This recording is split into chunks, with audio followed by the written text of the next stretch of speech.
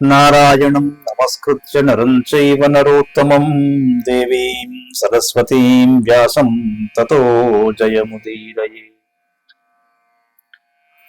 భారత భారతి మరో అంకానికి స్వాగతం.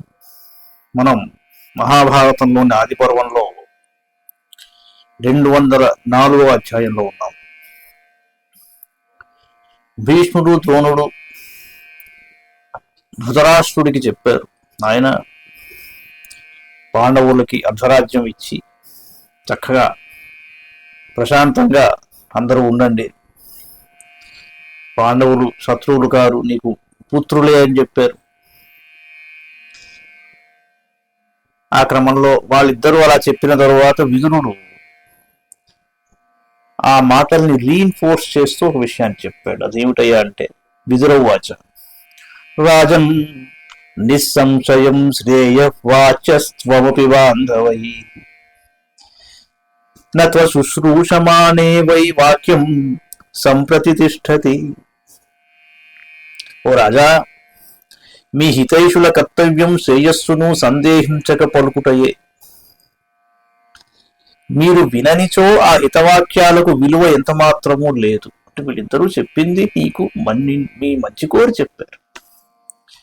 ప్రియం హితం చ తద్వాక్యం ఉక్తవాన్ కురు సత్తమః భీష్మశాంతనవో రాజన్ ప్రతిగృహాసి తన్న చ తథా ద్రోణేన బహుధా భాషితం హితముత్తమం తచ్చ రాధాసుతః కర్ణః మన్యతే నహితం తవ.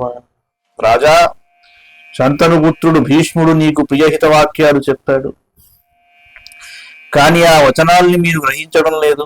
ద్రోణుడు కూడా హితమే చెప్పాడు. రాధానందనుడు కర్ణుడు ఆ వాక్యాలు మీకు మేలు కలిగించవని భావించాడు.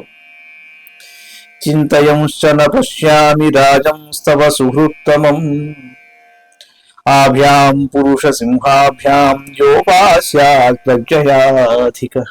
మహారాజా, ఈ పురుష శ్రేష్ఠుల కంటే విచారణలో అధికులు, మీ మేలు కోరేవారు ఎంత విచారించినా నాకు కనపడలేదు.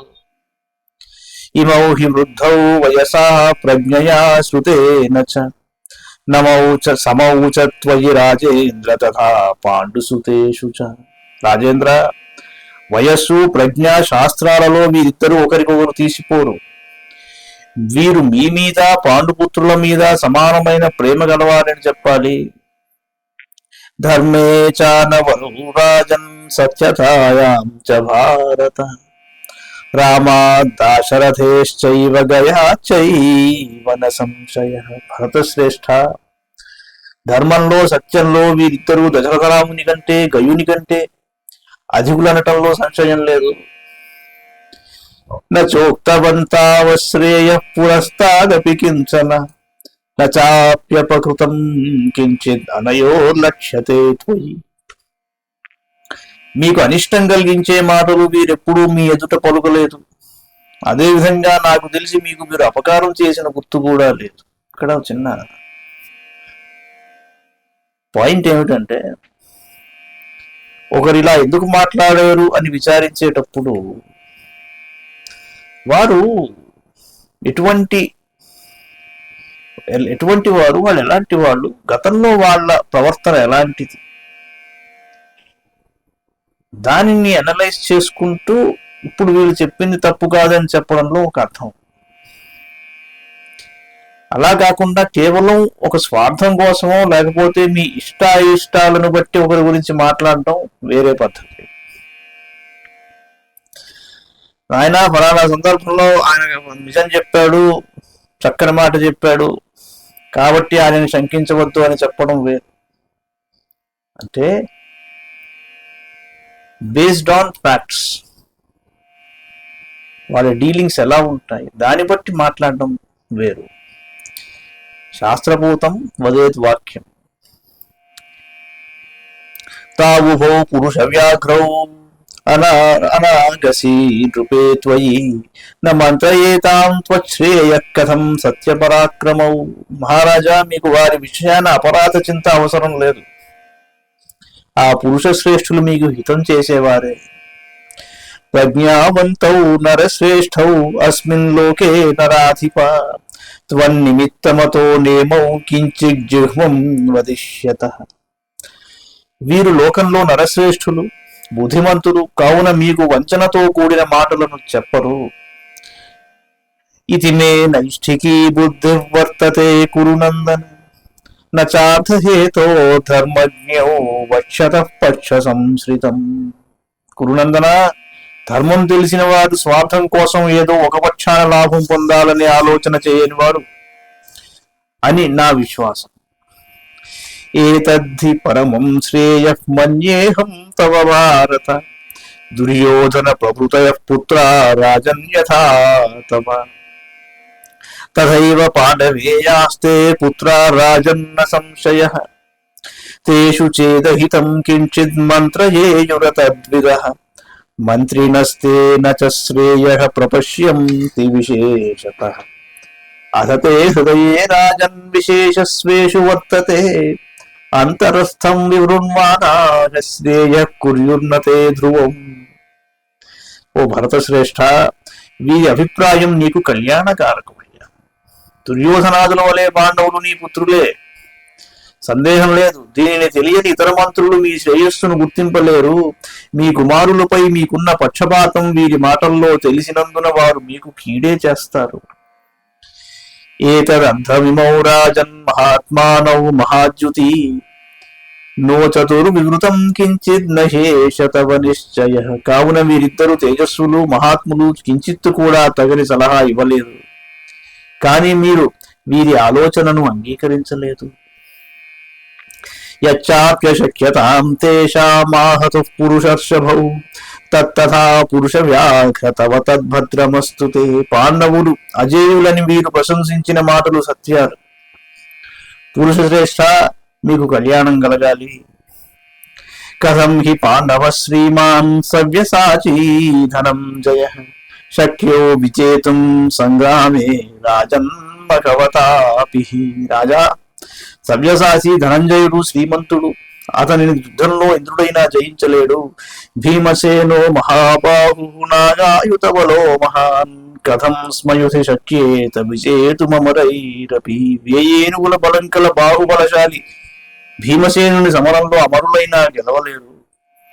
తథైవ కృతినౌ యుద్ధే యమౌ యమసుతావివ కథం విజేతుం శక్యౌ తౌరణే జీవితుమిచ్చత. అలాగే యముని సుతులతో సమానులు కౌరలు నకుల సహదేవులను యుద్ధంలో జీవితాశ గల వారు ఎవరు ఎదుర్కొంటారు. యస్మిన్ ధృతిరనుక్రోశ క్షమా సత్యం పరాక్రమః నిత్యాని పాండవే జ్యేష్ఠే సజీయేతరణే కథం. యుధిష్ఠిరుల్లో ధైర్యం, దయా, ఓర్పు, సత్యం, పరాక్రమం అన్ని ఉంటాయి, సదా ఉంటాయి. యుద్ధంలో అతనిని జయించడం అసాధ్యం. యేషాం పక్షధరో రామః యేషాం మంత్రీ జనార్దనః కిన్నుతైరజితం సంఖ్యే యేషాం పక్షే చ సాత్యకి. బలరాముడు ఉపాయశాలి శ్రీకృష్ణుడు, అతని తమ్ముడు సాత్యకి ఎవరి పక్షంలో ఉన్నారో వారిని ఓడించటం చాలా కష్టమయ్యా. ద్రుపదశ్వశురో యేషాం యేషాం శాలాశ్చ పార్షతాః దృష్టద్యుమ్న ముఖా వీరా భ్రాతరో ద్రుపదాత్మజాః సోశక్యతాం చ విజ్ఞాయ తేషామగ్రే చ భారత దాయాగతాం చ ధర్మేణ సమ్యక్ తేషు సమాచర. పాండవులు ద్రుపదుని అల్లుళ్ళు, దృష్టద్యుమ్నుని బావడు. వారిని జయించడం అసంభవం. ఓ భరత శ్రేష్ఠ, ధర్మబద్ధంగా పాండవుడు ఈ రాజ్యానికి ఉత్తరాధికారులు. ఈ విషయాన్ని మరువకుండా తగిన దానిని చెయ్యి. ఇదం నిర్దిష్టమయశః పురోచన కృతం మహత్ తేషామనుగ్రహేణాద్య రాజన్ ప్రక్షాళయాత్మనః. పురోజనుని పని వల్ల మీ అపకీర్తి అన్ని వైపులకు పాగింది. పాండవులను అనుగ్రహించి మచ్చ పోగొట్టుకో. తేషామనుగ్రహశ్చాయం సర్వేషాం చైవ నః కులే జీవితం చ పరం శ్రేయ క్షత్రస్య చ వివర్ధనం. పాండవులపై చూపే అనుగ్రహం మనం కులాన్ని రక్షిస్తుంది, హితాన్ని చేకూరుస్తుంది, క్షత్రియ జాతికి అంతటికి మేలు చేస్తుంది. ద్రుపదోపి మహాన్ రాజా కృత వైరశ్చన పురా తస్య సంగ్రహణం రాజన్ స్వపక్షస్య వివర్ధనం. రాజా ద్రుపదుడు చాలా బలశాలి, మనకు అతనితో పూర్వం వైరం ఉన్నది, ఆయన్ని మన పక్షంలో చేర్చుకోవటం మనకు అభ్యుదయకరం. బలవంతశ్చ దాశార్హాః బహవశ్చ విశాంపతే యత కృష్ణస్తతః సర్వే యత కృష్ణస్తతో జయః. మహారాజా, యదువంశీయుల సంఖ్య అధికం, పైగా బలవంతులు. కృష్ణుని పక్షమే వారి పక్షం. కృష్ణుడు ఏ పక్షాన ఉంటాడో వారికే జయం కలుగుతుంది. యచ్చ సామ్నైవ శక్యేత కార్యం సాధయితుం నృప కోదైవ శప్తస్తత్కార్యం విగ్రహేణ సమాచరేత్. సామోపాయం చే సాధ్యమయ్యే కార్యాన్ని దైవోపహతుడు యుద్ధంతో సాధించాలని చూస్తాడు. శ్రుత్వాచ జీవతః పార్థాం పౌరజానపదా జనా బలవద్దర్శనే హృష్టాః తేషాం రాజన్ ప్రియం కురు. కుంతీపుత్రులు మరణించలేదని విని పౌరులు జానపదులు వారిని చూసి సంతోషించారు. ఓ రాజా, వారందరికీ ప్రియాన్ని ఆచరించు. దుర్యోధనశ్చ కర్ణశ్చ శకునిశ్చాపి సౌబలః అధర్మయుక్త దుష్ప్రజ్ఞా బాలామహిషాం వచకృతాః. దుర్యోధనుడు, కర్ణుడు, శకుని అధర్మపరాయణులు, బాలురు. ముందు వచ్చే ఆపదలను తెలుసుకోలేరు, వారి మాటలను ఆచరింపవద్దు. ఉక్తమేతత్పురా రాజన్మయా గుణవతస్తవ దుర్యోధనాపరాధేన పజేయం వైవినం క్షతి. ఓ భూపాల, గుణవంతులు మీరు, మీకు పూర్వమే దీనిని వివరించాను. దుర్యోధనుని తప్పుల వల్ల సమస్త ప్రజలు నశిస్తారు, ఆలోచించుకో. మొదటి అంశం, భీష్ముడు ద్రోణుడు ఎలాంటి వారు? న్యాయమే ధర్మమే చెబుతారు. వాళ్ళు వాళ్ళ స్వార్థం కోసం ఏదో చెప్పారని అనుకోబోక, రాజ్యం హితం కోరి, నీ హితం కోరి, ధర్మాన్ని అనుసరించి ఇప్పుడు ఏం చేస్తే ధర్మంగా ఉన్నామని అందరూ అనుకుంటారో ఆ మాట నీకు చెప్తారు అని ఒక విషయం తేల్చేశాడు. విదురుడు రెండోది ఎలా తీసుకొచ్చాడు అంటే, అవతల పక్క వాళ్ళు ఎలాంటి వాళ్ళు, అర్జునుడు ఎలాంటి వాడు, యుధిష్ఠిరుడు ఎలాంటి వాడు, భీముడు ఎలాంటి వాడు, నకులు సహదేవుడు ఎలాంటి వాడు, వాళ్ళతో ఉన్న శ్రీకృష్ణుడు ఎటువంటి వాడు, ఇప్పుడు వాళ్ళతో ఉన్న దుష్టద్యుమ్నుడు, ద్రుపదుడు, వీళ్ళంతా ఎలాంటి వాడు, సాత్యకి ఎలాంటి వాడు. అంచేత అవతల పక్కకి మనకి మధ్యలో గీత గీసేసి అలాగే ఉంచేస్తే నీకు మంచిది కాదని తెచ్చాడు. ఇది చాలా ప్రాక్టికల్ గా చెప్పిన మాట. మూడవది, నా అభిప్రాయంలో ధృతరాష్ట్రుడి మనసులోకి బాగా గుచ్చుకున్న మాట ఒకటి చెప్పాడు. అదేమిటంటే, ప్రజలు కుంతీపుత్రులు మరణించారు అన్న వార్త విని బాధపడ్డారు, ఇప్పుడు వాళ్ళు బ్రతికే ఉన్నారని విని వాళ్ళు సంతోషిస్తున్నారు, ఇది గమనించావా అన్నాడు. నీ వలన, నీ కుమారుడి వలన వాళ్ళు మరణించారని వాళ్ళకి తెలుసు.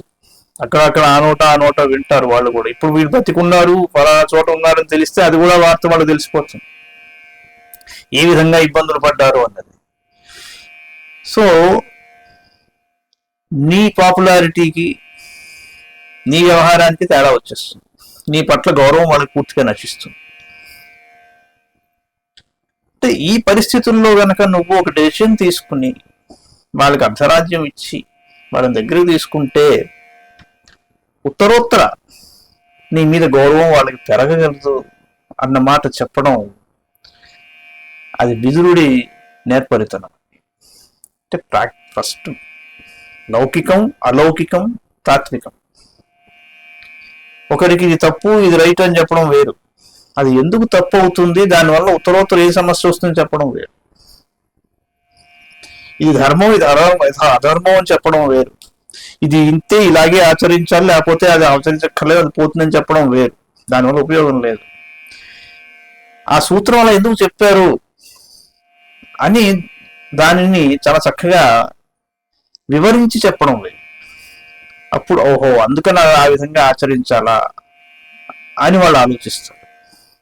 ఆయన చెప్పాడు కాబట్టి ఇలా చేయండి అన్నా కూడా ఎవరికి అది సరిగ్గా దాని పట్ల అంత ఆలోచన కలగదు. ప్రస్తుతం ఉన్న పరిస్థితులని అర్థం చేసుకుని వాటిని వివరిస్తూ అందులోకి ధర్మాన్ని ప్రవేశింపజేసి సనాతనంగా ఏదైతే ఇలాంటి సమస్యల్లో ఎవరైతే అలా ఆచరించారో ఎందుకు అలా ఆచరించాల్సి వచ్చిందో చెబితే ఓహో సరే ప్రస్తుతానికి ఇది బాగానే ఉంది అన్న ఆలోచన కలుగుతుంది. కానీ కేవలం తర్కాన్ని ఆశ్రయించి లేకపోతే బాబు అందరూ బాగుండాలి అంతా బాగుండాలి లేదా పెద్దవాళ్ళు చెప్పినట్టు చెప్పేసి వెళ్ళిపోతే దానివల్ల ఏం ఉపయోగం. విదురుడి నైపుణ్యాన్ని గమనించండి.